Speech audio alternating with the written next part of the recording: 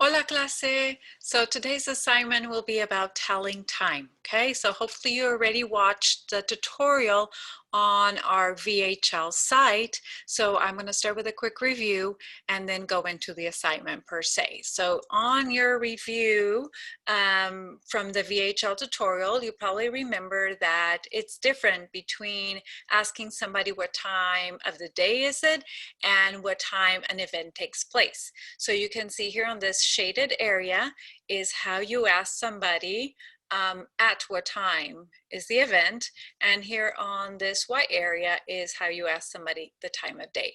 For this assignment, we're going to focus on at what time is the event, okay? I think it's important to know how to tell time, how to understand. It could be that your phone runs out of battery and you need to ask somebody on the street what time is it. But you know, in Latin America and Spain, church bell towers tend to ring on the hour and the half an hour and the 15 minutes, or you pretty much have your phone with you, or there's, you know, digital displays telling you the time. But it could happen. Like in Brazil, when I went to work there, I walked through the beach to get to the office, and I had my reloj, right? But the people at the beach did not. They were enjoying their day off. And so I had a couple of people ask me, you know, Señora, you know, ¿qué hora es, right? Because I had mi reloj. So it could happen. But it's more important, in my opinion, to know how to ask and how to understand at what time is an event. Okay, so let's focus here. You can see the difference between the two questions in English, right? This side and that side is the word at, the preposition at, right? And once you have the at, you're asking at what time is the event. So now if you compare Spanish, shaded in the white area, you're going to see the only difference is an A, right? So you can think that's sort of like the at in English. And if you're not using that then you're not asking at what time is the event, okay? Then it's also a little bit easier to understand and how to tell somebody at what time is an event, because you can see that here on the white area, you have es, la, es, el, son, las, right? You have a little bit more different ways of saying things depending if it's singular, not singular, masculine, or feminine. The great thing about telling, at what time, sorry, this mouse, at what time is an event is that the formula is always the same. It's es, a, es, a, es, a, with the exception of noon, because you have here al, right? So es a la una, es a las tres, es a las cinco, es a las seis, es a las 10, es a las 11, es a la medianoche, right? But for noon is es al mediodía, but a lot easier to remember, right? So at what time of the day is it? You would ask, ¿a qué hora es la fiesta? ¿A qué hora es la clase?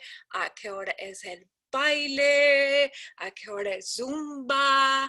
Right? ¿A qué hora es la comida? Yum, yum, yum, yum, yum, right? So if you get invited and somebody said you want to come over for tapas, you can say, ¿a qué hora es la fiesta, right? So let's practice with the shaded part, and you can always come back to this portion of the video if you need more review. So let me move my video here. So I went into the National Train Company in Spain. So why don't you get a piece of paper? I'm going to spell it for you, see if you still remember your spelling, okay? So this company goes all over Spain, goes into Portugal, I believe it goes into France. It's online. I'm going to give you the link, and you can go see the prices, the duration, arrivals, and departures. And for to give you an example, what I want you to do, I'm going to pretend I'm going to Barcelona, okay? But the train station, you have the pen and paper ready? So I'm going to spell it twice. So the name of the Spain National Train Company is R, E, N, F, E.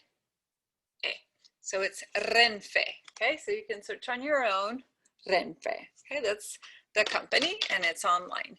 And so I'm going to pretend I'm going to Barcelona. and because I'm studying abroad in Madrid, and I want to do a little bit of beach, and Madrid does not have beach. So think of Madrid as Denver. It's a big city, but it's in the interior, and I want to go to the beach. So I go to my train table to Renfe, and I have a friend, a local friend from Madrid, that says she'll go with me. And she asked me, can you take care of the logistics? Can you check, departures?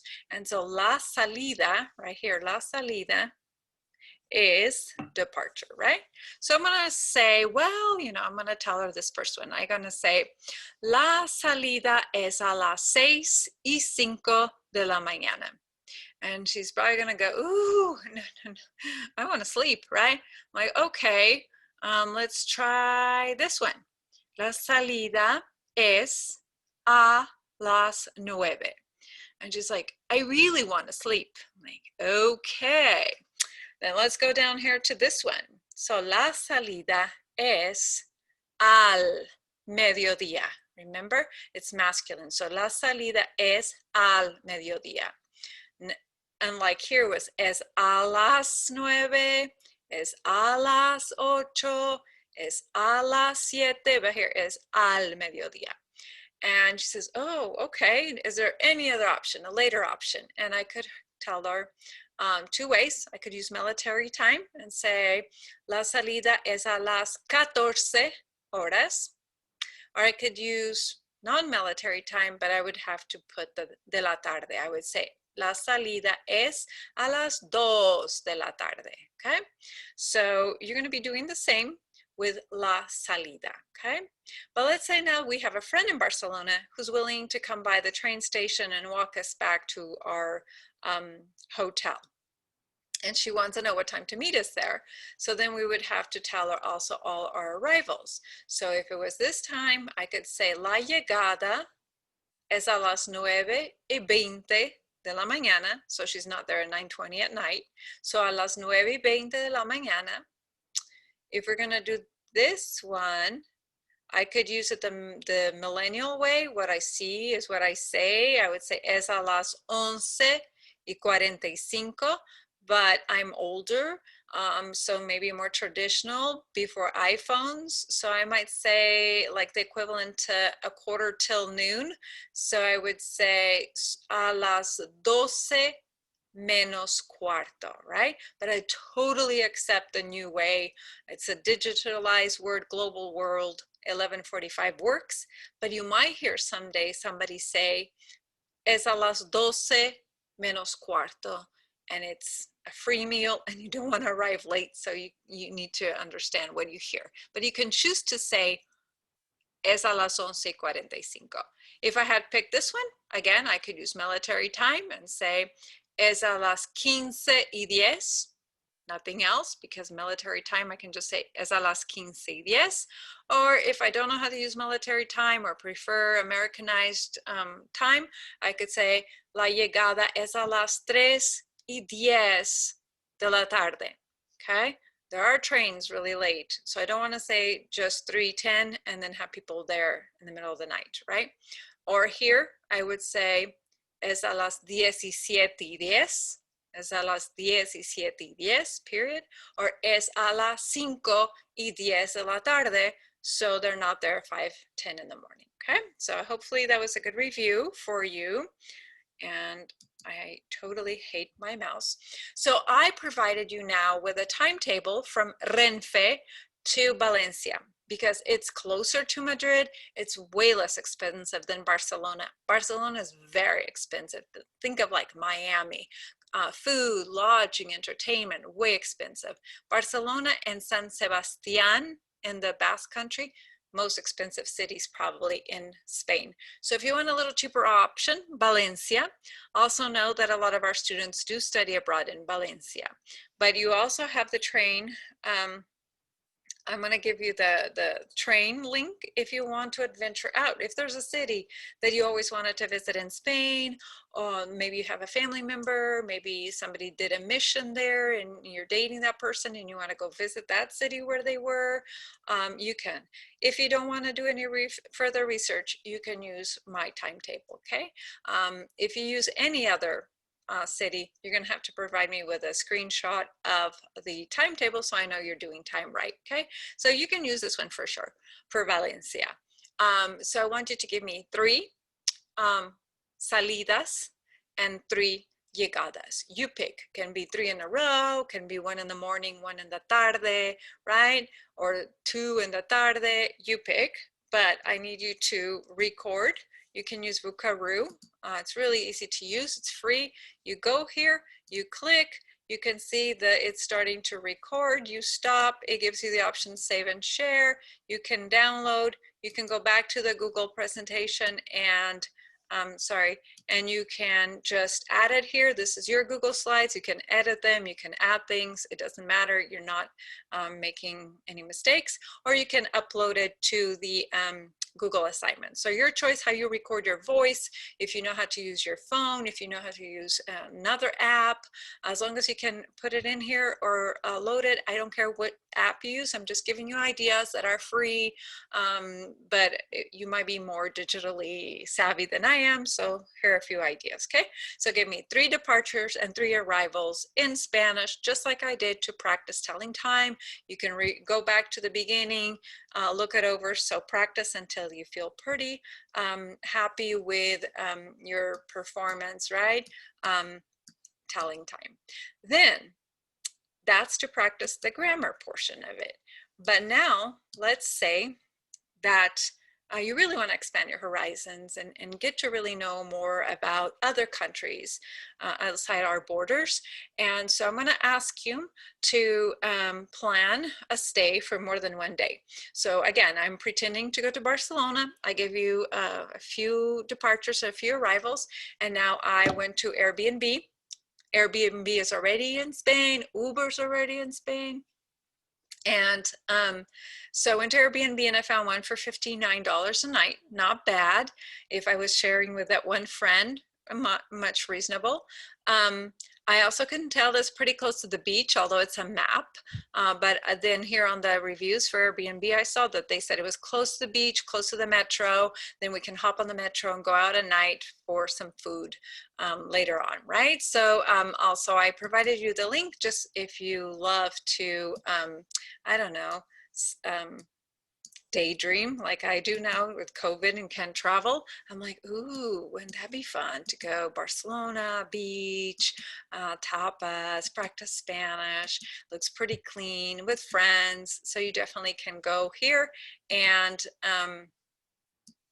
do the same for Valencia or whichever city you end up picking, okay? So most important is to tell me how much it costs, but I would love to have a link to the hotel or something like that so I can daydream along with you, okay? Then the last part, so there's 3 parts, the recording, the place to stay with a price, and the last part is an activity. So you could go to the beach all day, true, but it's really hot and it would be kind of a big investment just to go to the beach. So try to find maybe something else to do. For Valencia, I provided you with a website. If you don't want to, again, if you want to use my own research, you can go, there's 15 things, find a couple to do. Again, just to illustrate the point, I'm doing it with Barcelona. Remember, I gave you some departures, some arrivals. I gave you a place to stay, $59 a night, really close to the beach. I even gave you a link, so feel free to do all these things. So you really participate and engage with the culture. So for me, for Barcelona, I was going to go this summer and darn, COVID happened.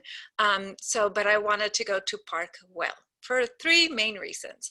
It does cost money. So 10 euros, it's maybe about $12, $13, but you can stay there all day. But the 3 main reasons is because you have beautiful views of Barcelona. You can see Barcelona, right? And then it's outdoors. And me gusta caminar. Sí, me gusta caminar, caminar, me gusta caminar. So I could walk there, and also because it's from a very famous architect. So it's by Antoni Gaudí.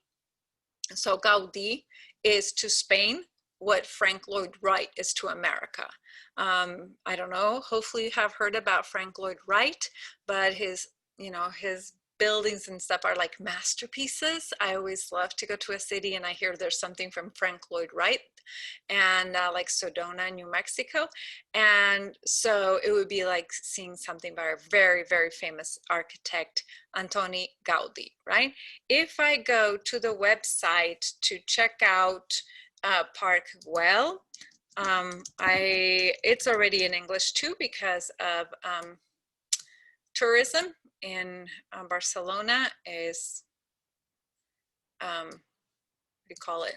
There's a lot of tourism, so I can read it in English, but you can also find the multimedia, like let me make myself a little smaller here, and you can see, just go through the gallery really quick. I'm gonna do that. See, I can have shade if I go in the afternoon. I probably go in the morning when it's still cool outside so I can walk, and then in the afternoon I go to the beach. So you can see beautiful views of Barcelona, fresh air, outdoors, and just beautiful architecture by Antoni Gaudi, right? So this is where I would go. And so I need you to also look in the city that you chose, if not Valencia, whatever city, pick something to do. And again, you can post it right in this Google slide. This is your Google slide. So you're not doing it wrong, or you can make another document and upload it if that's how you want. Okay, so that's your assignment to practice telling time. More specifically, at what time is an event, like at what time is the arrival, at what time is a departure, and to expand your horizons into the geography of Spain, pick a city. I picked Barcelona. I facilitated Valencia, but you can go to Renfe and pick another city.